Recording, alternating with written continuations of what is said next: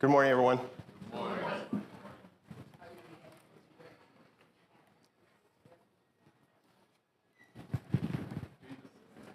Pardon? I'm going to do my best. Got a few folks coming in here.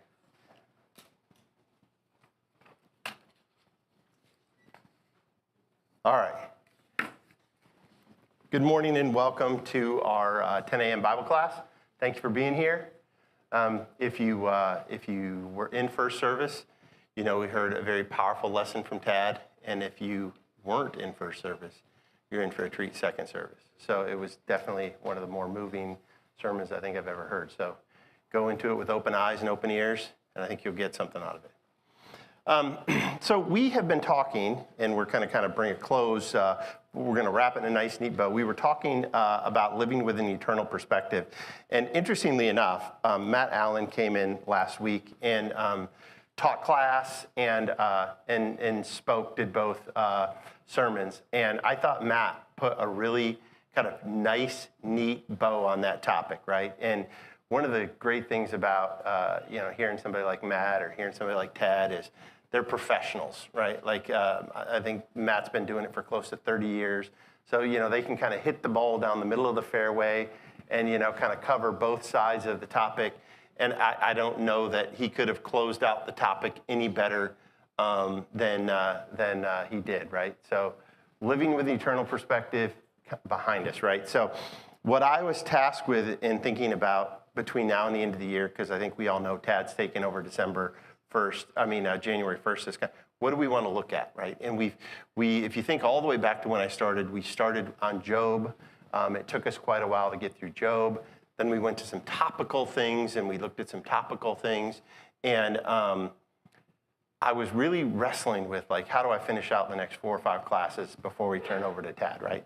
And as I was thinking about, what I wanted to share with you, I was struck by when you think about the figures in the Bible, and you think about the examples they set for us. How do we look at those figures, and how do we look at the examples that they've set for us and apply them to our lives, right? And so my first thought was, hey, I'll just go to kind of Hebrews chapter 11, and we'll look at the Faith Hall of Fame, right? And so I went through that, and that probably doesn't do what I'd like to do with these last few classes. So, what else can I look at? And so I'll preface what I'm about to say with a few caveats, right? So I started to kind of study, and one of the things I like to do when I'm preparing is I like to use the internet as a resource. And nowadays, we have this great tool of AI, okay? Now, you might think AI. Let me just tell you both sides of it, okay? From an AI perspective, I can tell you from personal experience, there's a lot of flaws with AI, and a lot of times AI can give you bad information. Good example is recently I was doing some work for a legal issue with one of my businesses, and I was looking at case law, and AI basically made up several cases that didn't exist to support the data it gave me. And when I went to drill into those cases, the AI basically said, oh, I fabricated those cases as an example, right? So there's certainly some flaws associated with it. Now, one of the great things about using it in preparation for study is think of the Bible, being indexed on a server, and you can kind of put a ring fence around the Bible, and you can ask questions, and you could say, only use the Bible as a reference, right? So anytime I use AI for study, I say, using the Bible and the Bible only, tell me this, okay?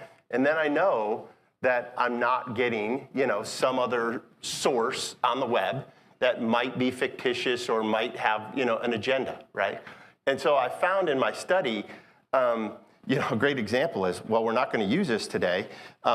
I spent more time preparing, by the way, for these next classes than I think I probably spent all the other times together. I said, compare man's obligations to God in the Old Testament versus the New Testament. Just as kind of an example, right? I have no intention of using this today. And it literally spit out 3 pages with the supporting verses, the law, gave how many commandments, talked about the New Testament, like boom, instantaneous. If I would have tried to produce this on my own, I would have needed multiple concordances. I would have needed, countless hours, but it just kind of spit it out, right?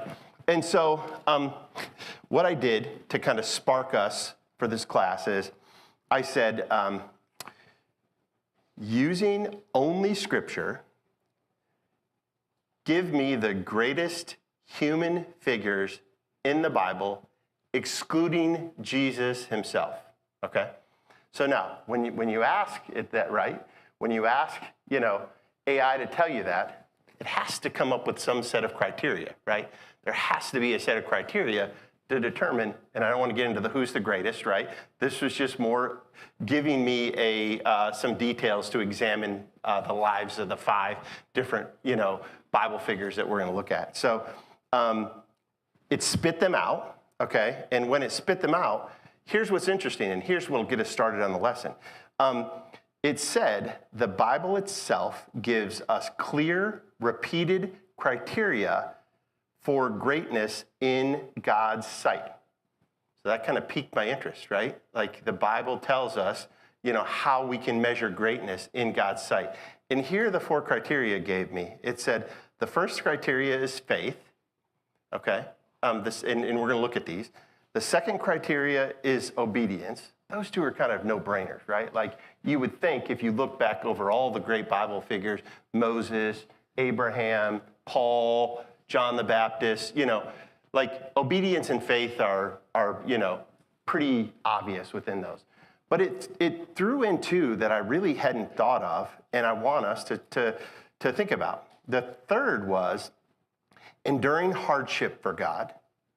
I didn't really think about enduring hardship as a criteria that God might look at as a way to measure, his people, right? And we'll look at the verses that support that, right? And then finally, it had what I thought was probably a really cool one, being used powerfully to advance his purpose, right? So being used powerfully to advance his purpose. And once again, if you think about the figures that we study in the Bible, once again, I'll go back to Abraham, Moses, John the Baptist, some of the, they were all used by God in a way, that changed the course of the world, right? So I'm going to start with this. I've named some, which I probably shouldn't have done. I'm going to start with your questions. Like, if you think about Bible figures, and you think about the greats, like, who are the top 1 or 2 great Bible figures in your mind, and why? And then we'll see what the Bible said. Robert. My first one before you listed those last 2 things, and it just confirmed it for me, was Joseph. Joseph? Yeah. Okay, and why? I love the story of Joseph. He tells his brothers that, this dream he has, that they throw him in the cistern, and then he becomes the second most powerful person in the world. And he endured, right? For God. That's absolutely endured a lot of hardship for God. That's a great one. And actually, it wasn't one that's on my list. So that's why I asked the question. Marcy. Mary. Mary? Mary, Mother of Jesus. And I'm going to ask the same question, why? As a woman, I've looked at Mary a lot, and her faith and obedience in accepting what God gave her was amazing to me. She definitely endured hardship. You can't be a pregnant, 14-year-old with no man, you're not married, and everybody knows you're pregnant. That's hardship right there. And you can't argue she wasn't used powerfully. I was going to say, right? Like, one of the greatest examples of powerful use, right? That's a great one, Marcy, once again. I mean, she obeyed all the way up to watching her son die by agonizing death on the cross. Really powerful. You're absolutely right. I love that. And part of why I asked the question is kind of the icebreaker, is because 2 powerful examples that didn't come up in the lesson. And what's really interesting is we kind of, as we think about, once again, these human Bible figures, right? We all have those that we're drawn to for our own, personal reasons based on our own, place in life and based on our own hardships in life, right? So what else? Any others? So we heard Mary, we heard Joseph. Any others that you would call out as, hey, this is probably my top or my favorite? Pardon? Job. Job? Okay. And why? Because he endured incredible hardships and still remained faithful. Absolutely. So he endured incredible hardship and remained faithful. What's really interesting is Tad was preaching this morning. One of the things I was thinking about is he was talking about everything we have belongs to God. And really, he went through the lesson. Job's a great example of how quickly it can just be gone, right? It can be years and years and years for us to accumulate, right? But we can forget, that at the end of the day, for any reason, at any time, it can be gone. And it doesn't mean that we're being punished. It just means that for any reason, at any time, it can be gone, Peter? Because kept messing up and he kept coming back. Yeah, my life story. I can relate to that. One of the most important, you have to start with Adam, but I would say Jacob. Jacob? Okay. Because Jacob wrestled with God, and then God changed his name to Israel. And we always, even to this day, speak of Israel, which resulted in the 12 sons of Jacob or Israel. Yeah, I mean, that's, once again, there's so many powerful, that, and I'll come back to you in just one second, Matthew. There's so many powerful examples, right? And part of this is, which ones do you think of and why, okay? Great one. Matthew. Moses is certainly on the list, right? I like Moses, and he has your 4 criteria, and I like him because until he was 80, he just was preparing.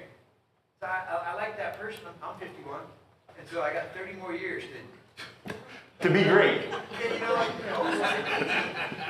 he wasn't doing much. You know what I mean? He was a sheep herder, which I think is fine. No offense to any sheep herders out there. He became a nation builder. He became a Supreme Court justice. He became a terrorist. He became a diplomat, and then he didn't get to go into the promised land. Yeah, what's really, first of all, great comment. What's really interesting, as I was studying for this and thinking about it, what's really interesting when you think about Moses is he didn't want to do it. He tried hard not to do it, right? He really did not want to do it. And God had his way, ultimately, and we see, what happened as a result of God having his way, right? So before we jump into faith, I do want to go to Hebrews chapter 11. And as I was reading through this multiple times, I want to go through it because it's a good setup for the faith aspect of this, right? And I want to just kind of comment on some things that jumped out at me as I was going through this in preparation. So now faith starting in verse 1, is the assurance of things hoped for, the conviction of things not seen. For by it people of old received their commendation. By faith we understand that the universe was created by the word of God, so that what is seen was not made out of things that are visible, right? And I'll tell you a kind of a resounding theme here that, that jumped out at me during this study. And that is many of the people that we'll look at both here and many of the figures listed in this chapter, they didn't get to see the end result, did they? They had some of the greatest impacts on the world, and they never really, in their physical form, got to see the end result. So what's the first one here, right? The first one is, and here's one other thing. I'm going to read this one and I'll make a comment. By faith, Abel offered to God a more acceptable sacrifice than Cain, through which he was commended as righteous. God commending him by accepting his gifts, and through his faith, though he died, he still speaks, okay? What jumps out at me here is if you think of Cain and Abel, a relatively small section of Scripture kind of covers very early on, Cain and Abel. But it's one of the earliest examples of priorities and self-sacrifice, right? And what's interesting as you read through this, I don't know if you've ever noticed this, but it really jumped out at me. Every one of these, as we go through, it starts by faith, which we all know, but it says by faith, and then it talks about what they did for God, right? So the first step was they chose to be faithful, and then as a result of that choice, here's what they did for God. By that phrase, by faith, encompasses everything they did to obey what they were commanded to do. Everything they did to obey what they were commanded to do. I like that. Absolutely. So Abel, he offered a more acceptable sacrifice. We know what happened. Brother became jealous, ultimately, killed him. But it's recorded in, the Hall of Fame of faith that, it was a significant sacrifice. And I love the end there. He still speaks, okay? So that's kind of one element of faith. Any comments or observations on Abel before I jump to the next one? I don't want to No, please. In that particular scripture, there's a lot of emphasis because nowhere does it tell us that God told them what to do.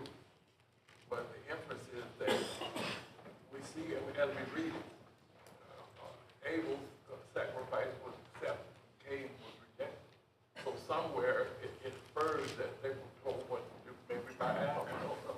Yeah, that's fair. Well, By and the interesting thing about this, once again, although I spent a lot of time preparing, I'm really just kind of going a lot of different places here because this was a lot to think about. It really speaks to the matter of the heart here. That was another thing that really, jumped out at me in speaking to, a matter of the heart between the two brothers, right? All right, moving on to verse 5. By faith, Enoch was taken up so that he should not see death, and he was not found because God had taken him. Now, before he was taken, he was commended as having pleased God, and without faith is impossible to please him. For whoever would draw near to God must believe that he exists and that he rewards those who seek him. Once again, if you think of Enoch, not something that we study regularly, right? Like I can count on less than 4 fingers how many times I probably have heard either a sermon or a class taught. But once again, recorded in the Hall of Fame here, right? Now here's one we all kind of know and we think about. Verse 7.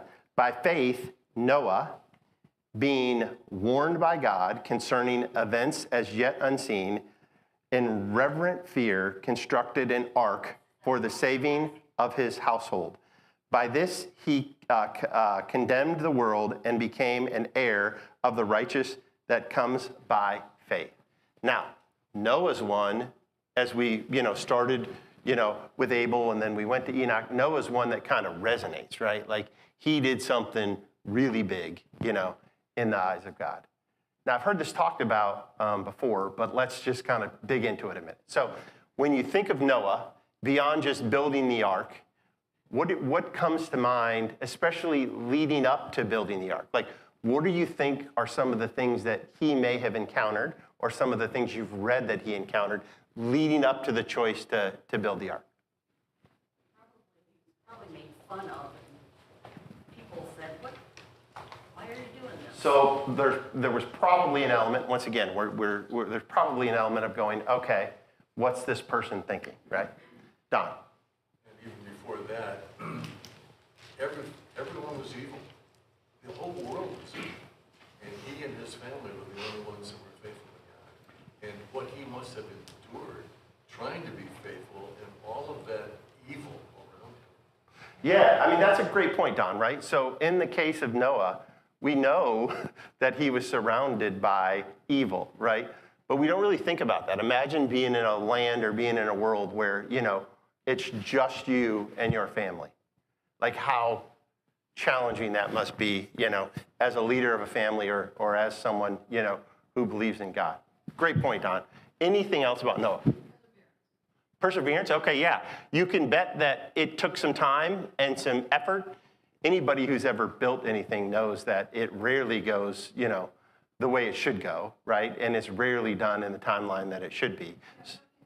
See that when you're in a situation like he was, because of his faith, and he could have got down, but because of God, the way God operates, he gave him that perseverance to carry on. Because even the world we're living in right now, which is so much evil, the way we will overcome that is through Christ, naturally. Yeah, good point. Al? I like her word perseverance because it takes a lot of patience to build a boat when it had never rained. Yeah, absolutely. I love that. Good comment, Lila. Thank you. I would just like to recommend, if you've never seen the Ark replica down in Tennessee or Kentucky, wherever it's at, it is worth the trip. I've heard several folks mention that. Just seeing the size and the scope and the scale. And how they explain how this can happen, how could you put those animals on here, all the science behind it. Yeah, I've heard it's a pretty good, it's a pretty good thing to visit. Other comments? I thought I saw one more hand. Anything else on Noah? Go ahead, Brian. Well, just the world they were in, I think Lila thought made me think of this, is it says it was evil in their hearts at all times, right? When Noah was putting together the ark. And we don't think about what kind of things that he may have faced in the midst of that kind of world, right? Yeah. At least when I think of it, him doing it today, and then imagining it not raining, right? Because water would come up from the bottom. So I can see people thinking he's a little bit strange and a little bit of a kook building this thing, but they actually had evil in their hearts at all times. That's the only thing they would. It's a different world. I don't know what it would have looked like. Yeah, it's really funny that you say that, Brian. One of the things I enjoy probably most about preparing for classes, I like to learn and I like to study and I like to think about kind of weird things. Like, what was happening at this time?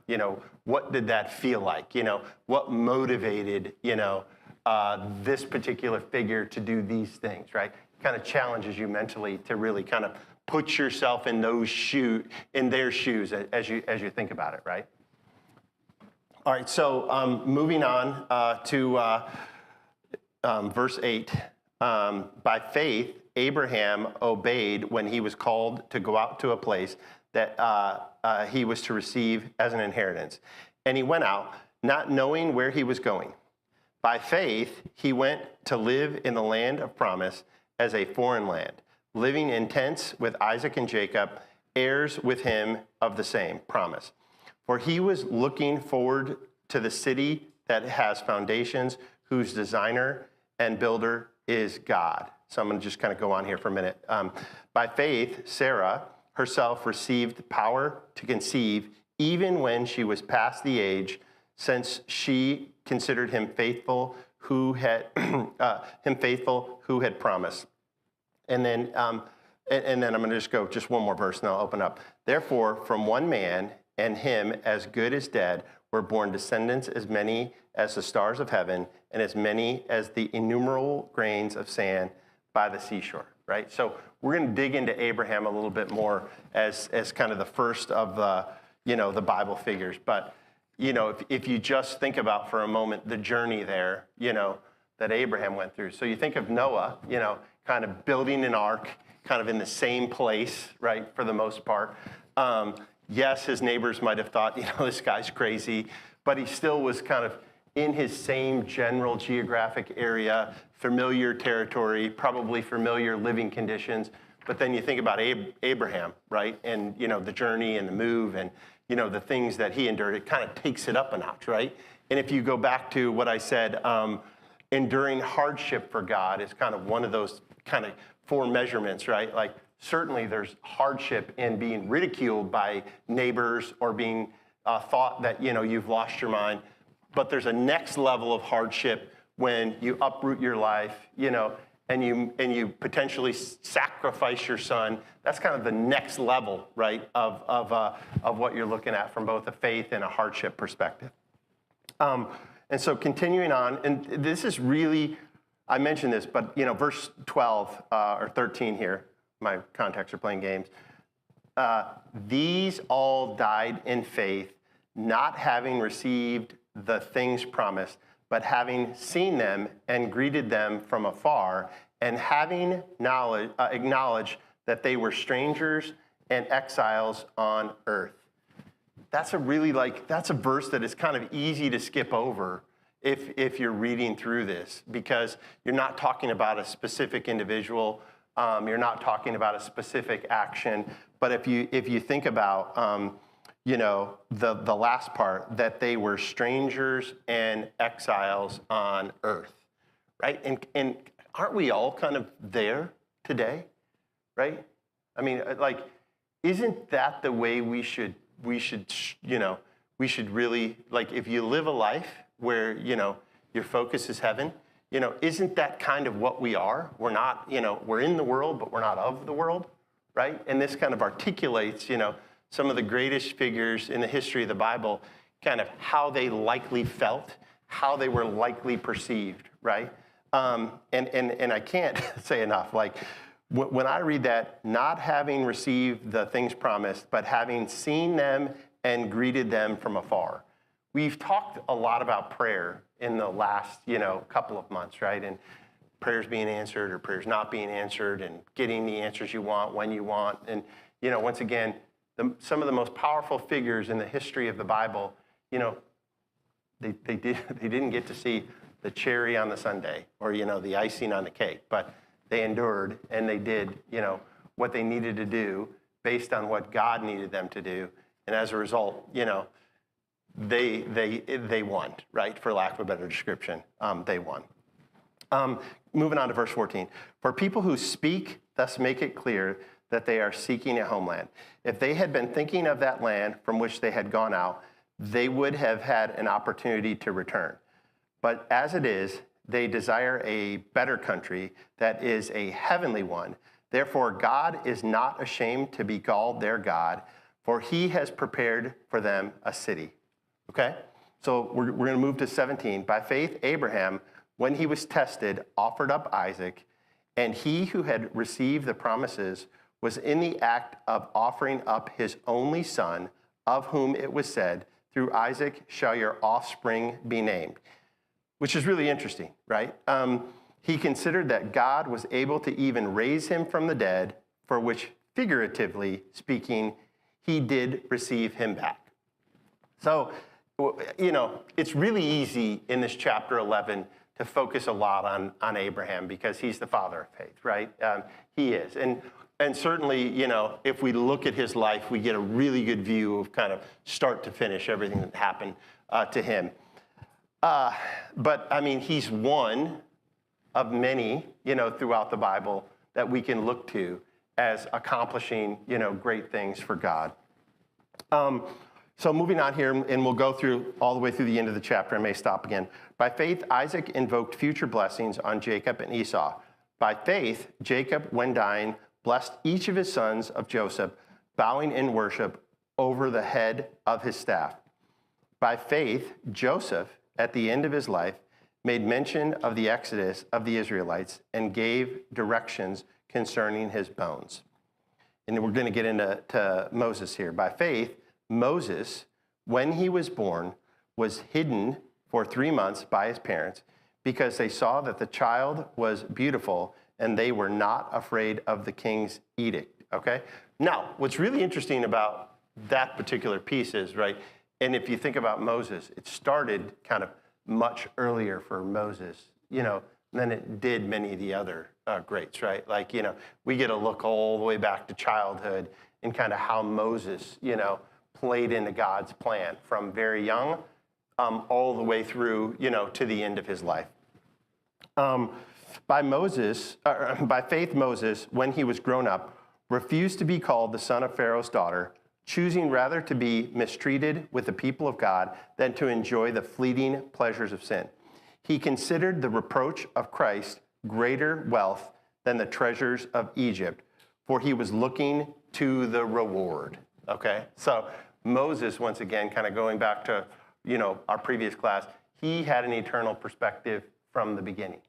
And I don't want to confuse, once again, like, one of the things Tad talked about today was change and examination, et cetera, right? Like, we don't all go into these figures here, didn't all go into, the start of their faith journey, as kind of rock solid, core, ready to go. I'm going to do this, for God. There were things that prepared them for what God wanted them to do. There were doubts. There were disappointments. There were things that could potentially sidetrack it, right? But they were mentioned in this chapter 11 because ultimately what they chose to do and what they chose to endure over time. And then finishing out the chapter here, by faith he left Egypt, not being afraid of the anger of the king, for he endured as seeing him who is invisible. By faith he kept the Passover and sprinkled the blood, so that the destroyer of the firstborn might not touch them. By faith the people crossed the Red Sea on dry land, but the Egyptians, when they attempted to do the same, were drowned. I think that's kind of an interesting one, right? Like, by faith the people crossed the Red Sea as on dry land, but the Egyptians, when they attempted, were drowned. So, Moses had the faith, to take the people through that parted sea. And what did the Lord do? He parted it to serve his purpose. And then he closed it to serve his purpose. Two purposes there, right? By faith, the walls of Jericho fell down after they had been encircled for 7 days. What's really interesting, that's just kind of one little sentence, in this entire verse here, but certainly a powerful one. By faith, Rahab, the prostitute, did not perish with those who were disobedient because she had given a friendly welcome to the spies. And then I'm not going to kind of go on through the verses 32 through 38, but I do want to share verse 39 and 40 before we kind of jump into the lesson, and that is, and all these, though commended through their faith, did not receive what was promised, since God had provided something better for us, that apart from us, they should not be made perfect, right? So I think, once again, kind of teeing up the discussion here, when I think about the great figures in the Bible, and we think about our lives, right? I think it's important to remember that we may not see what we want to see by the end, but that doesn't mean that we shouldn't do what we should do to get there, right? And not to digress too far, because I think I shared with you, I did a lot of study, and I could go a lot of different places with this. But, one of the things I think about in my own journey is kind of the people I surround myself with. And I told this person I was going to say this, so I'm going to say it. But if you think about your journey, okay, and we're going to, before we dive in, and I only think I have 10 minutes left, so I may not even get there. When you think about your journey, I want to think about, I want you to ask you a question first. And I told Shannon I was going to ask this, and she wasn't excited about it. So I hope you're more excited about it than she was, right? So if you think of your journey as a believer, if you were asked to write out, by faith, you what? What is your by faith? Like, if you really think about it, like, what's your by faith?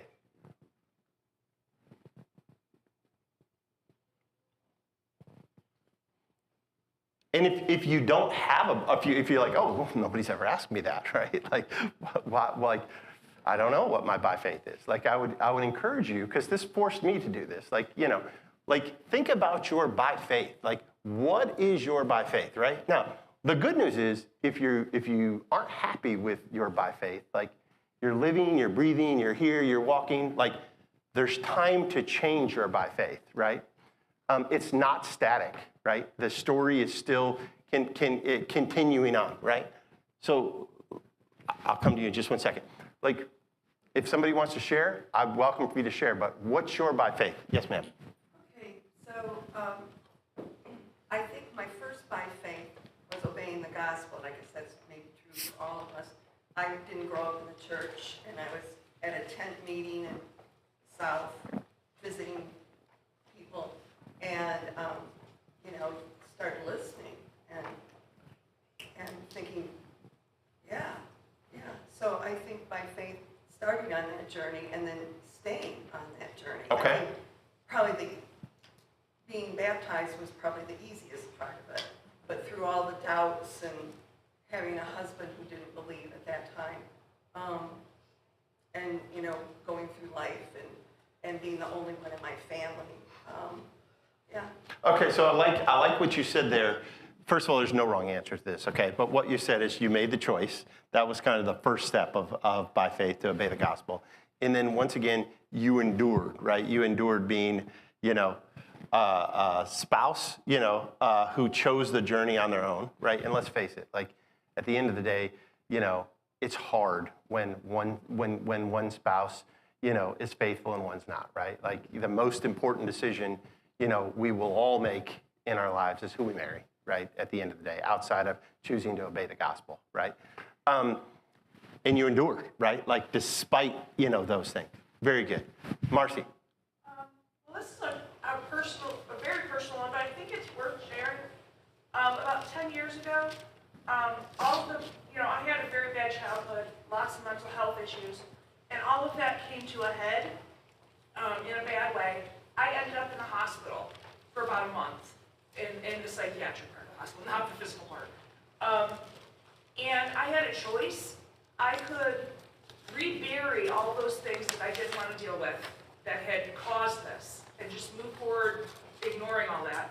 Or I could choose to change myself and what I was going through and dig into it and work my way through it, and it was going to be painful and hard. And Jeff said something while I was in the hospital. He said, this is all very terrible, but we know how the story ends, don't we? And that enabled me to say yes, no matter how hard it is, I'm going to step out because I know how the story ends. I don't know how I'm going to get there, but I know how it ends. And when you were reading that thing about faith, I noticed that a lot of it was like Moses had faith, and so the people were able to cross the Red Sea. And Rahab had faith, so the spies were able to do what they needed.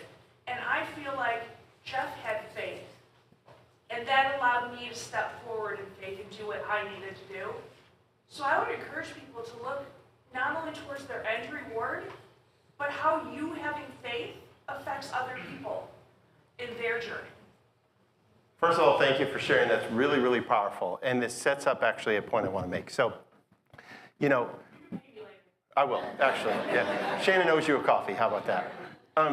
As you think about your journey and you think about where you are in your journey, one of the people God has brought into my life is Matthew Quigley.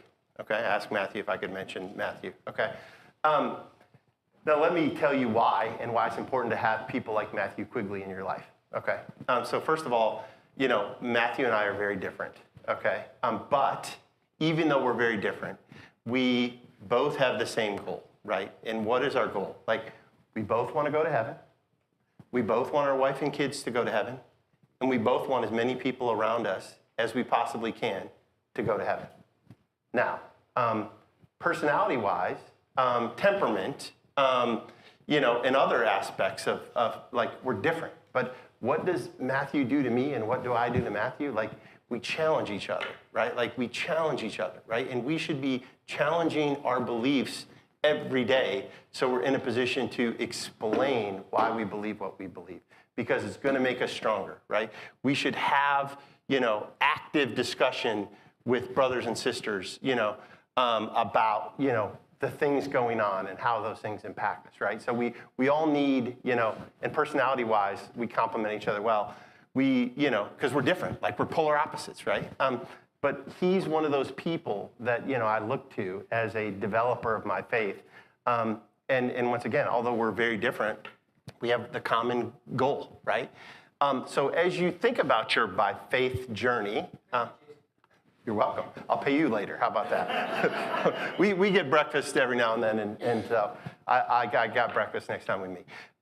So, knowing that we only just have a couple of minutes left, the things I want to leave you with, and next week or 2 weeks from now, we'll kind of get into the meat, Hopefully that by faith journey this morning really got you thinking about, okay, like what is your story, right? And how will it be told?